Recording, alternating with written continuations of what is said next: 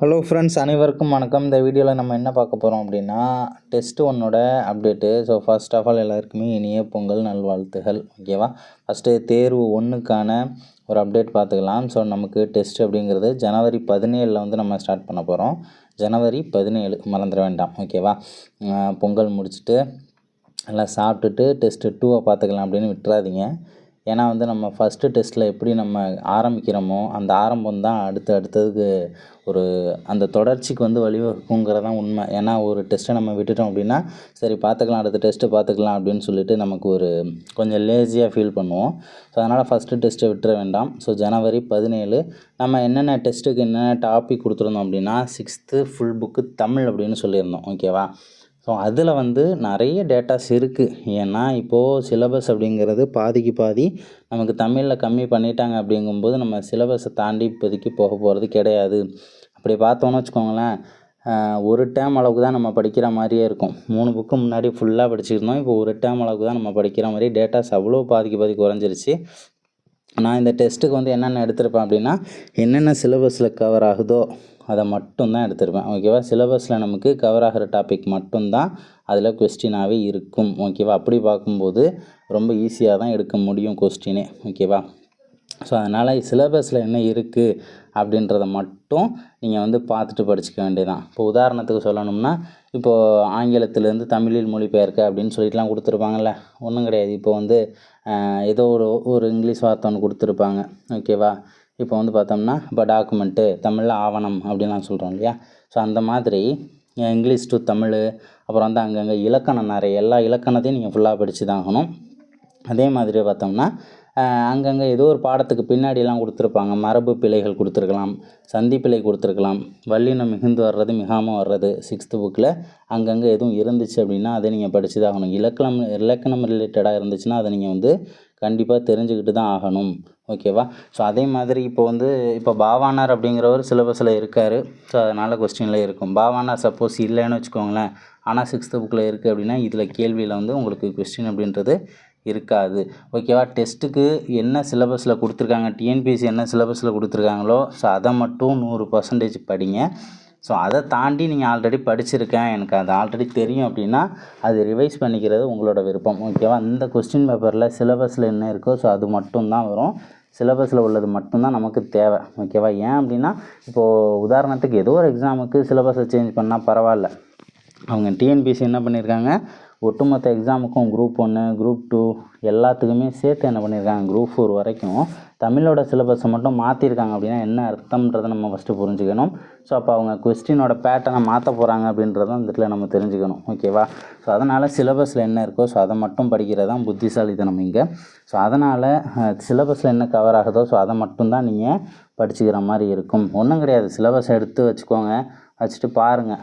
சிலபஸை ஃபஸ்ட்டு பாருங்கள். சிலபஸில் என்ன யார் வருது, என்னென்ன இலக்கியங்கள் கவர் ஆகுது அப்படின்றத ஜஸ்ட் ஒரு 2 டைம் படிங்க, உங்களுக்கே தெரிஞ்சிடும். அடுத்த டைம் நீங்கள் ஒரு டாப்பிக்காக பார்க்குறீங்கன்னா அது சிலபஸில் இருக்கா இல்லையாங்கிறது உங்களுக்கே தெரியும். ஓகேவா? அப்படி பார்க்கும்போது சிலபஸில் உள்ளது மட்டும் படிங்க. ஸோ அடுத்தது என்னென்னா, 6ஆம் வகுப்பு சமூக அறிவியல் புத்தகம். ஓகேவா? அதில் பருவம் 2 டேர்ம் 2ல் பாடம் 2. ஓகேவா? 2வது பாடம் இந்திய அரசமைப்பு சட்டம். இதில் இப்போ அந்த பாடத்தில் ஓப்பனாக சொல்லணும்னா ஒன்றுமே இருக்காது. அதிகபட்சம் நம்ம தேடி படித்தாலும் ஒரு 5 பாயிண்ட் மட்டும்தான் இந்த பாடத்தில் நமக்கு வரும். அதாவது 6th book term 2 social science unit number 2 இந்திய அரசியலமைப்பு சட்டம் அப்படிங்கிற பாடம் படிச்சுக்கோங்க. அடுத்தது என்னென்னா, 12வது அரசியல் அறிவியல் புத்தகம். ஓகேவா? 12th polity book unit number 1. ஓகேவா? 12th பாலிட்டியில் யூனிட் 1 யூனிட்டு இந்திய அரசமைப்பு. இந்த பாடத்துக்குள்ளே நிறைய டேட்டாஸ் அப்படின்றது கவர் ஆகும். ஓகேவா? இதை தாண்டி நம்ம பாலிட்டி அப்படின்னு எடுத்துக்கிட்டோம்னா, ஃப்ராங்காக சொல்லணும் அப்படின்னு பார்த்துக்கோங்கன்னு வச்சுக்கோங்களேன். இப்போ பாலிட்டியை பொறுத்தவரை கொஸ்டின்ஸ் அப்படிங்கிறது நிறைய எடுத்துக்கிட்டு தான் இருக்காங்க. ஏன்னா பாலிட்டியில் கிட்டத்தட்ட நமக்கு 15 கேள்விகள் அப்படிங்கிறது கேட்க போகிறாங்க. ஓகேவா? சயின்ஸ் அப்படின்னா செலக்டடாக படிச்சிடலாம், பாலிட்டினா 15 கொஸ்டின் வருது. அப்படிங்கும்போது நம்ம புக்கில் வந்து பார்த்தோம்னா ஒரு ஆர்டராகவே இருக்காது. நிறைய பாடம் அப்படிங்கிறது ஆர்டராகவே இருக்காது. அதனால் என்ன பண்ணுங்க அப்படின்னா இந்திய அரசமைப்புன்னு சொல்லிட்டு நான் ஒரு வீடியோ ஒன்று என்னோடய நோட்ஸை ஷேர் பண்ணியிருப்பேன். ஆக்சுவலி நான் அதில் தான் படித்து பாஸ் பண்ண நோட்ஸ் அது. ஸோ அதை வந்து உங்களுக்காக ஷேர் பண்ணியிருப்பேன். அது வந்து இந்திய அரசமைப்பு எப்படிலாம் உருவான மொத்த வரலாறையும் படிக்கணுமா அப்படின்லாம் தேவை கிடையாது. நமக்கு குரூப் 4 குரூப் 2க்கு என்ன வேணுமோ ஸோ அந்த டேட்டாஸ் மட்டும்தான் அதில் இருக்கும். கண்டிப்பாக இப்போ குரூப் 4 படிக்கிறவங்க குரூப் 2லாம் விட மாட்டீங்க, அது எனக்கு நல்லாவே தெரியும். யாராலையும் அது மாதிரி விடலாம் முடியாது. ஓகேவா? இருந்தாலும் குரூப் 4 அளவுக்கு அதில் டேட்டாஸ் நிறைய இருக்கும். ஃபுல்லாகவே ஷார்ட்கட்டில் தான் சொல்லியிருப்பேன். நீங்கள் கஷ்டப்பட்டு படிக்கணுங்கிற அவசியமே அங்கே இல்லை. ஓகேவா? ஆனால் கேள்வியில் வந்து பார்த்தோம்னா நான் ரொம்ப எப்படி சொல்கிறது, புத்தகத்தை பேஸ் பண்ணி டிஎன்பிஎஸ்சி பேஸ் பண்ணி அந்த மாதிரி தான் கொஸ்டின்ஸ் அப்படின்றது இருக்கும். வள குலலாம் இருக்கவே இருக்காது. ஸோ அதனால் அந்த வீடியோஸை நீங்கள் ரெஃபர் பண்ணிக்கோங்க. எதுவும் டேட்டாஸ் இருந்துச்சு அப்படின்னா ஒன்றும் கிடையாது, பாலிட்டிக்கு ஒரு நோட்டு போட்டு என்ன பண்ணலாம், நீங்கள் தாராளமாக நோட்ஸ் எடுத்துக்கலாம். ஓகேவா? ஸோ அடுத்தது என்னென்னா அரசமைப்பு தொடர்பாக நமது சேனலில் ஓகேவா, நம்ம சேனலில் ஷார்ட்கட் வெளியிடப்பட்டுள்ள ஷார்ட்கட்டை யூஸ் பண்ணிக்கோங்க.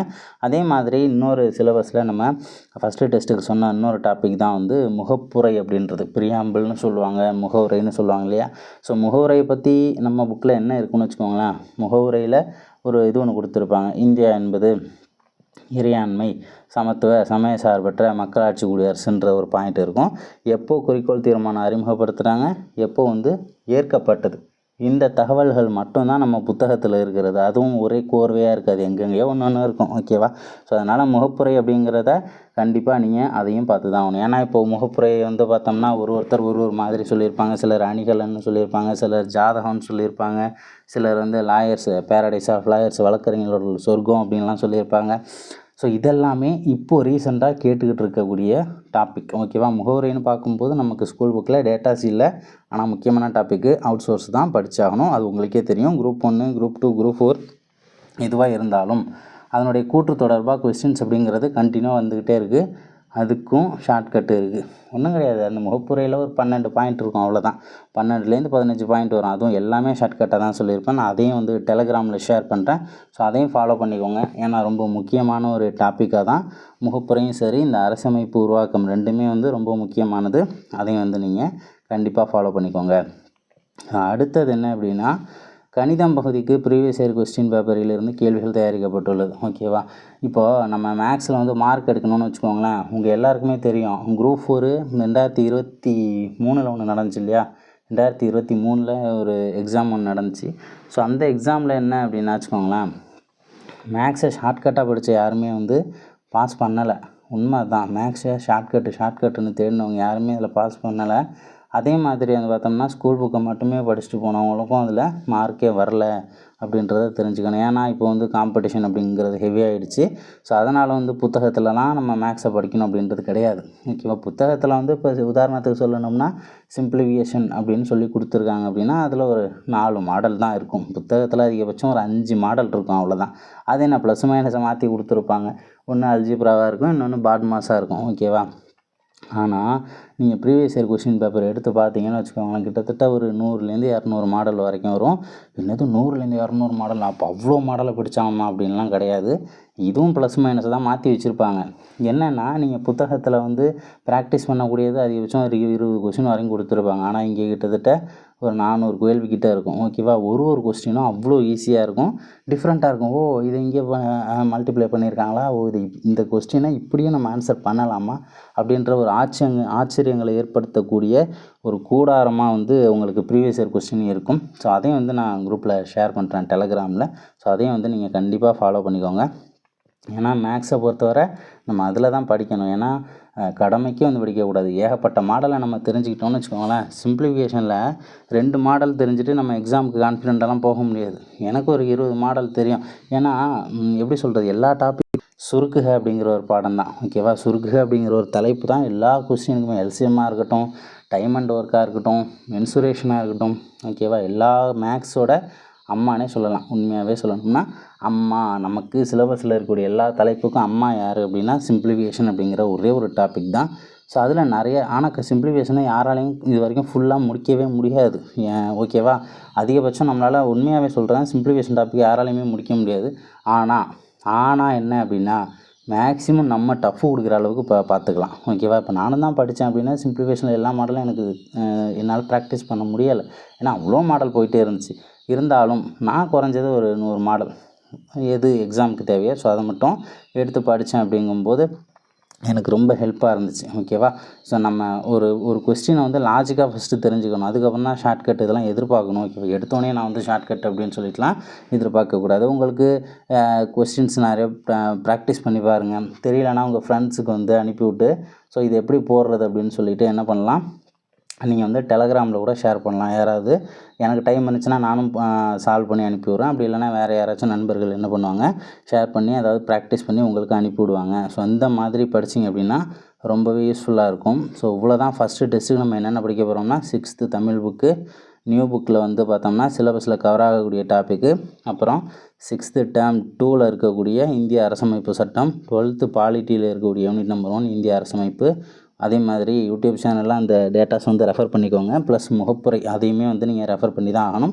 மேக்ஸை பொறுத்தவரை ப்ரீவியஸ் இயர் கொஸ்டின் இதுதான் இந்த கேள்விகள். இந்த டாப்பிக்குள்ளேருந்து தான் மொத்தமான 100 கேள்விகள் இந்த ஃபஸ்ட்டு கொஸ்டின் பேப்பரில் வருங்கிறத நான் சொல்லிக்கிறேன். ஸோ அடுத்த வீடியோவில் சந்திக்கலாம். தேங்க்யூ.